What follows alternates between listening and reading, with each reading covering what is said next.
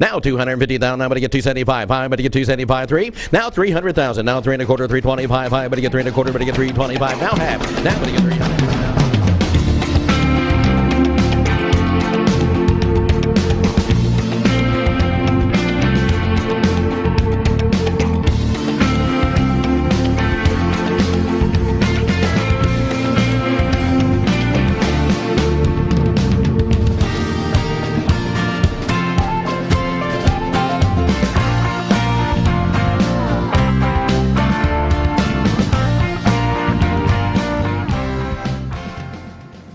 And good morning. Welcome to the Mike McGavel Jones Show, live from Lincoln Center in North Dallas. This is, we're about 10 miles from downtown Dallas, about halfway up to Frisco, Texas. We're the home of the winning Dallas Cowboys practice and have their headquarters.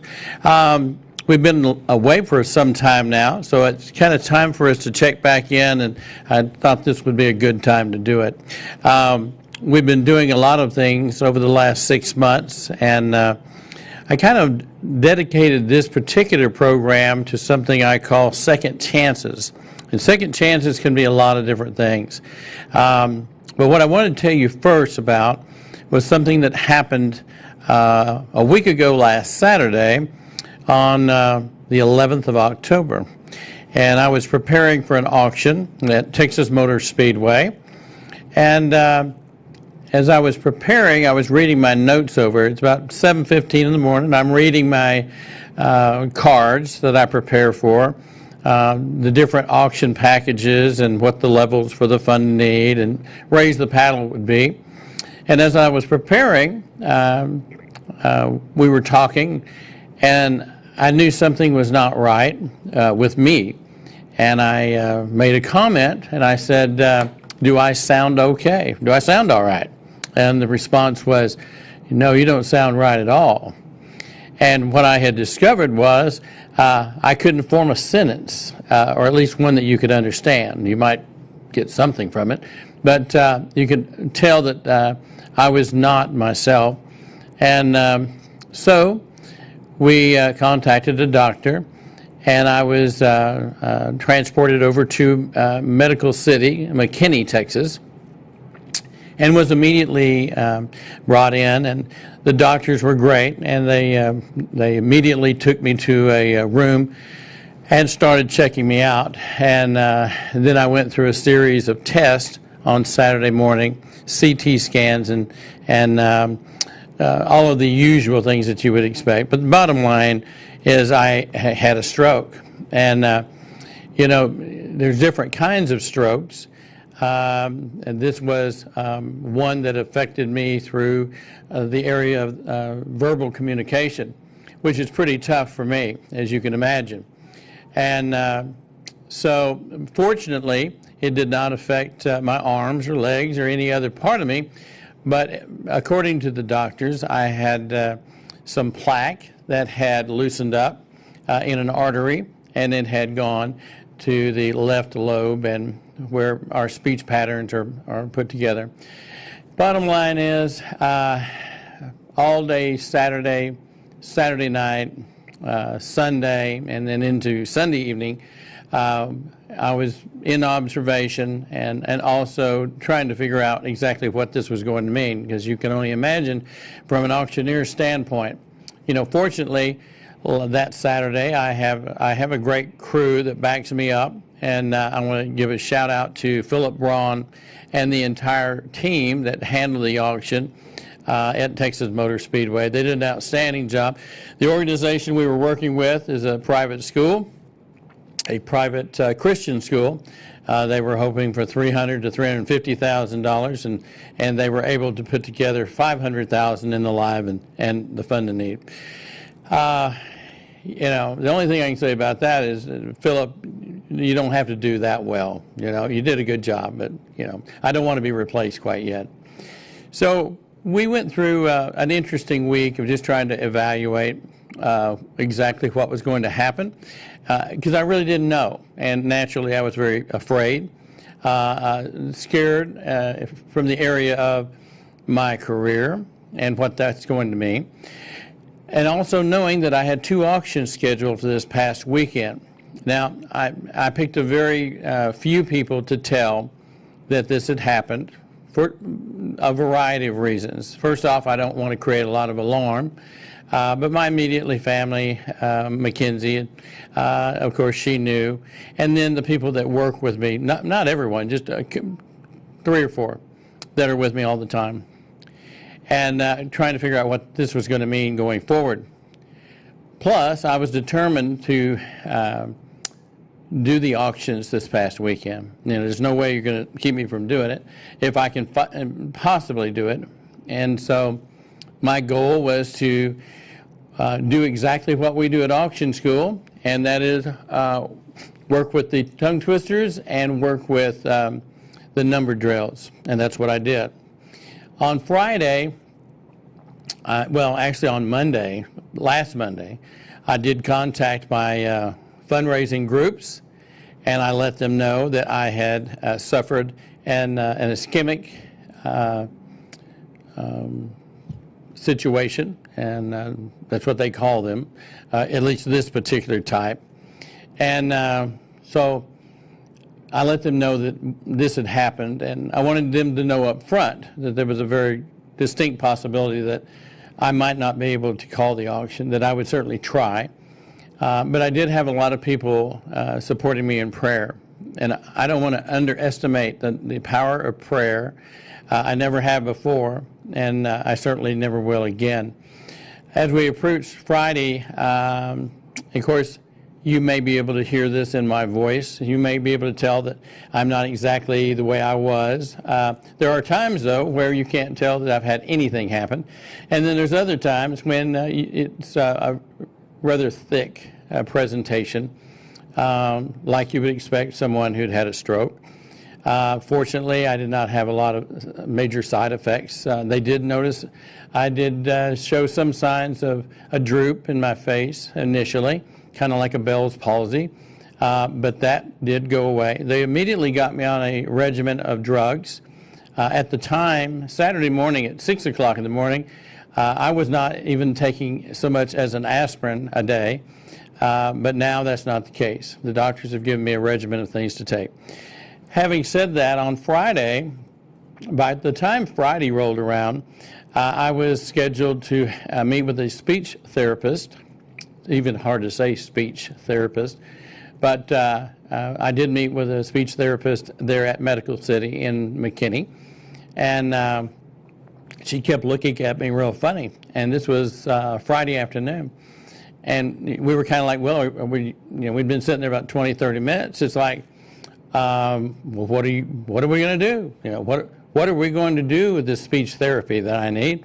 And at a certain point, the speech therapist looked at me and she said, I'm still trying to figure out why you're here. And so we had come far enough that my speech was pretty good by Friday afternoon.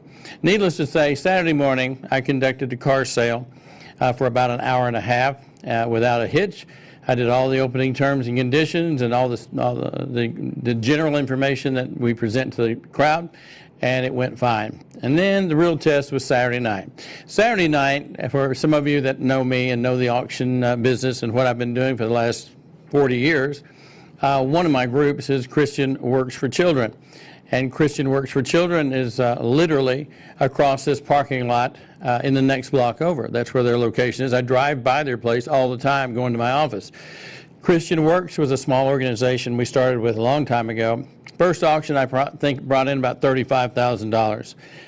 Now, it's not unusual for us to bring in, just in the live and the fund to need, somewhere in the $150,000 to $200,000 range, and then they have their ticket sales and everything else, and they raise a lot of money. They used to not, but it's been great. And but I was concerned about how that was going to work on Saturday night.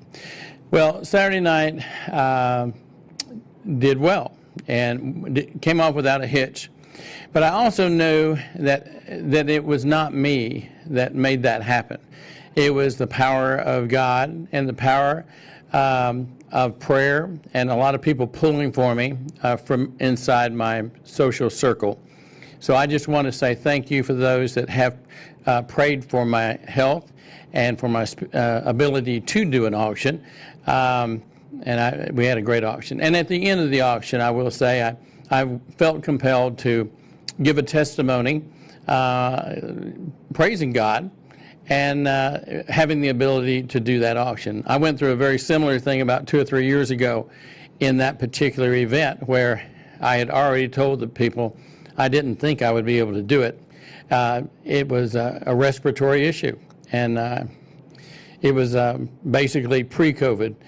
And some people won't understand that, but if you were around in August of 2019, you'll know exactly what I'm talking about. So anyway, we survived it. Everything went good, and I'm really happy about that. I just want you to know that I remind my auction school students at America's Auction Academy, and I will again next week in Iowa when we go to Mason City at Worldwide College of Auctioneering, to always get an annual physical. You need to get an annual physical. Now, this may or may not have shown up in an annual physical, but there's a lot of things that can show up. And so you owe it to your family, you owe it to your friends and the people you work with, and just overall. I noticed earlier today, that Donna Strickland had posted that we had lost Rocky Strickland, one of my very best friends in the world, to cancer basically 14 years ago to the day. And it was just another reminder that it is so important that you take care of yourself. I've been known to burn the candle at both ends for a long, long time. Believe me now, I am going to slow down a little bit. Not a lot, because I'm getting ready to tell you about another second chance. So anyway, please go get an annual physical. If you haven't done it, if you have a loved one that doesn't believe in going to the doctor, you know, we've lost 3 instructors at the America's Auction Academy in the last 10, 15 years because they wouldn't go to the doctor. And so please go to the doctor and have them check you out. These guys and ladies were created for a reason, and they can save your life. Now, the second thing I want to talk about, and this is really exciting to me, I have not told anyone about this. It's been in the works for about 8 weeks, and that is, most of you know that have watched this show or have watched me over the years, at least the last 10 years until COVID, that we've been very active with Texans can Cars for Kids, as Texans can, as we say it. So we've been doing that auction for almost 10 years. It was originally, for me, it was Dallas Can Academy. Everybody knew it that way, and then they, changed over to Texas Can. And basically, the organization is America Can Cars for Kids. And but most of you know it as right off the car, not the kid. So Mr. Wentworth, who I've been affiliated with since I started with the group some 10 years ago, called me and said he'd like to talk to me about an opportunity where I could be active and involved with the program again. And so I have agreed, and we already have signed an agreement, and it is official, that I will become the Director of National Marketing and Sales for carsforkids.org. And you're going to see a lot more about this going in the future. This does not mean that I'm going to change some of the other duties that I'm going to be doing with other companies. This is a separate relationship. I will create a separate entity with a group of people working with me. I will represent carsforkids.org. My role and my goal is a national level, because we have the ability from New York to California to Minneapolis to Houston, Texas, anywhere in the United States, someone wants to donate a car for the benefit of America Can, which basically educates young people. And that's what was so attractive to me in the very beginning, because it takes young people, special young people. In some cases, it may be someone that's in need or in a circumstance where they deserve a second chance, or maybe they just deserve a better place to be. And so that's what it's all about. That's what it was always about, was educating kids and getting them in schools where they're going to get the right education, away from the distractions of what goes on in a lot of the city life that we have to deal with in Dallas, Fort Worth, and Houston, and Austin, and all the other major cities in the United States. So as I have dedicated myself with St. Jude Children's Hospital and Scottish Rite Children's Hospital, anything to do with kids, we will continue that effort and continue that work through carsforkids.org. And so I would like for you to make a note of that. If you decide you would like to donate a vehicle, you can donate, we can auction it, or we can take it on consignment. We have an ability to do a lot of things, but my email for that is going to be mikejones@carsforkids.org. So keep that in mind, all my friends around the United States. If you have a vehicle that you'd like to donate, the great thing about Cars for Kids is you have a vehicle you want to take the tax write-off on. That's great. We'll come get it. We'll take it to a facility, and we will sell it, and you will get the appropriate tax credit. And I'm excited about this because, you know, I had breakfast with Malcolm probably, well, a couple of times. And, you know, the one thing that I let him know was how much I missed working with the organization. And of course, I miss doing the auction. You know, you can't help but miss doing something that you've been doing for almost 10 years every Saturday, with the exception of a few. And we'd go in at 9 in the morning. Philip would go on and sell for an hour, and then I'd take it from 10 to 1 or 2. So I'm doing 4 hours a week just selling those cars. And we had a lot of people that used to watch us on Facebook Live, and so we missed that. But you know, things change. The world changes. The pandemic changed everything. COVID-19 changed things, took people away from us, and took some opportunities away from us too. So I look at this as a second chance, and a second chance to do something fun, something that's going to be good, and doing good things for good kids. And so remember, always remember, write off the car, not the kid, and you'll be seeing more of me talking about that on podcasts, on webinars. You'll be seeing some advertisements throughout social media, and maybe even some billboards. We have lots of plans to roll this program out, and I just think it's an awesome opportunity. I do want to talk about a couple of other things. I am still actively involved with United Strategic Client Services. That is kind of one of my babies that was created some time ago. I am the managing broker for United Strategic Client Services here in Dallas. It is a nationwide auction company, auction and real estate. We've been on a really good run lately. We just sold a commercial property down in Crandall, Texas, off of 175. We have a property right now I want to talk about in Alvarado, Texas. For those in Fort Worth or in the area south of Fort Worth, Burleson, Cleburne, Joshua. This is about 6.86 acres on the southbound service road of I-35 South, and it is going to be 3824 South Burleson Boulevard in Alvarado. This is a very unique property. It is online now. It's going to be offered online. But another part of this is the gentleman that had this property had purchased it and built it as a western town. It is in disrepair at this time, and we are going to be offering the buildings, which are of the western ilk. It's going to be a little bit like the Wells Fargo stage location, the corrals. There is a schoolhouse. There's a church, and there are some other cabin-type properties that I think you're really going to find interesting. We're going to sell the property, and we're going to offer the buildings that are there that have a lot of the old barnwood and cabin-type barnwood. These are old structures. They've been there a long time. There's a blacksmith shop. And we have a lot of antiques that are going to be a part of this, and they'll be online as well. And you can go to United Strategic Client Services and find that site. You can also go to, and I'm going to give it to you right now, www.united-scs, that's Sam, Charlie Sam, .bidwrangler.com.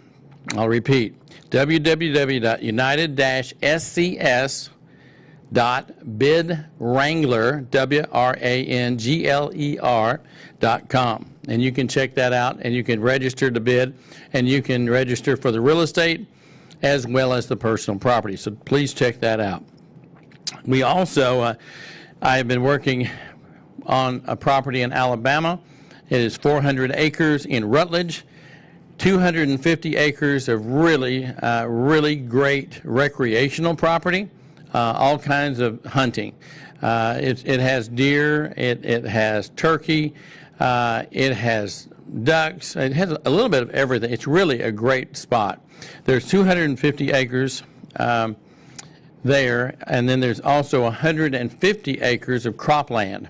150 acres of cropland, and that's going to be located on State Highway 10 in Rutledge, which is going to be south of Montgomery. And then we also have a property that we're getting ready to put up for auction. We're preparing right now. All of the details are being put together in South Carolina near Greenville, and it's a mountaintop property, and it sits high on top of a mountain, very private. It has not been available to the public since like the 19-teens or 20s. It's been in the same family forever.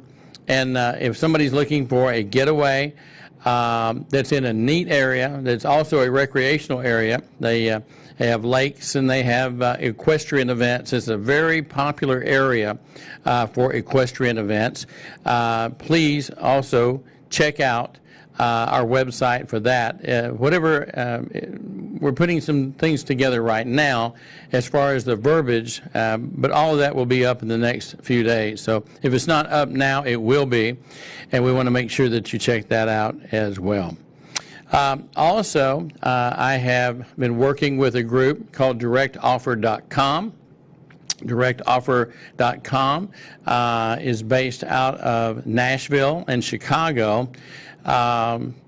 Katie Lapp, who I've known for probably 8 to 10 years. I actually met her at Churchill Downs during a National Auctioneers Convention. They have created a new company called directoffer.com. I recommend that you check it out. A lot of our auctioneer friends, our affiliates and friends that are going to be working with us on that company. And it is a technology platform for buying and selling real estate. And it will be an interesting competitor with Zillow. Everybody knows who Zillow is. They're the elephant in the room. They're the Walmart or the Costco.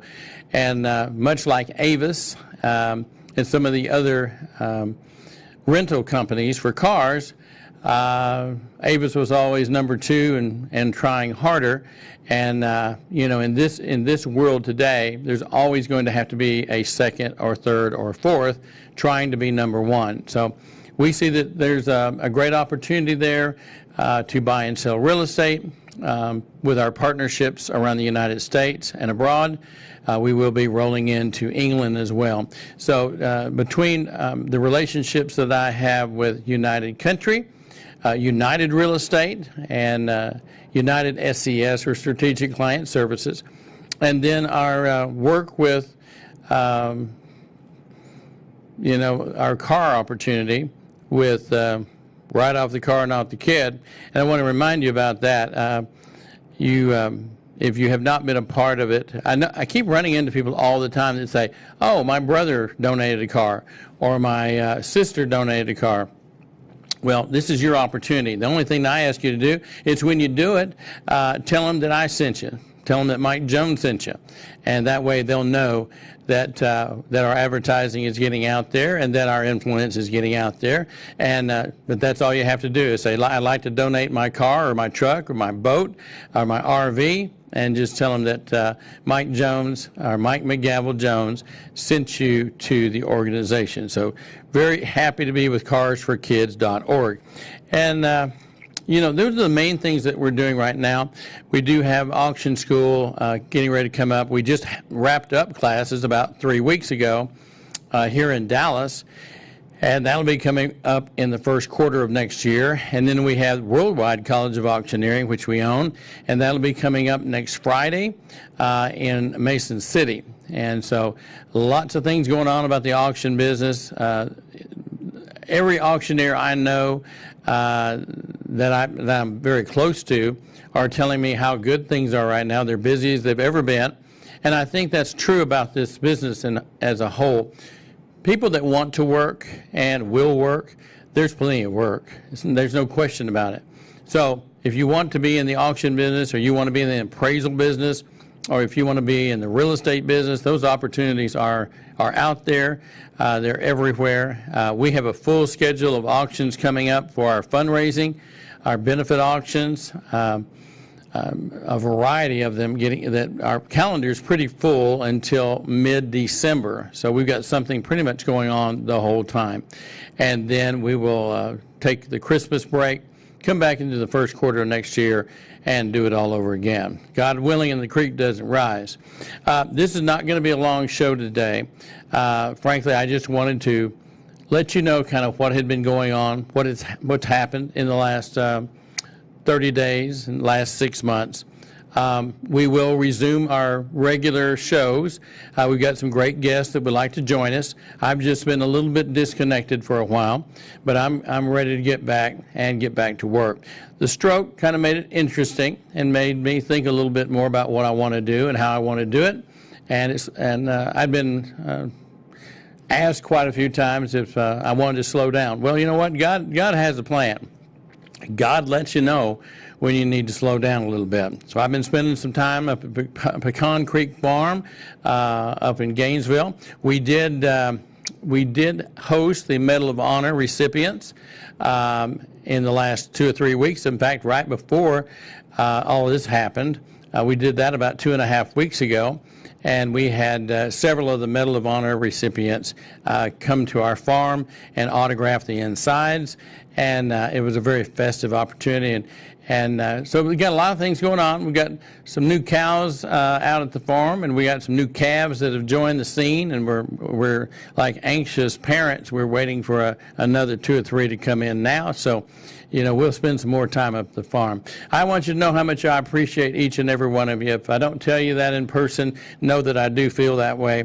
I know sometimes we're passing quickly, whether it's at a reception or a networking event. I just want you to know that I truly love each and every one of you, and I hope that I can be there for you if you need me, because I know you've been there for me.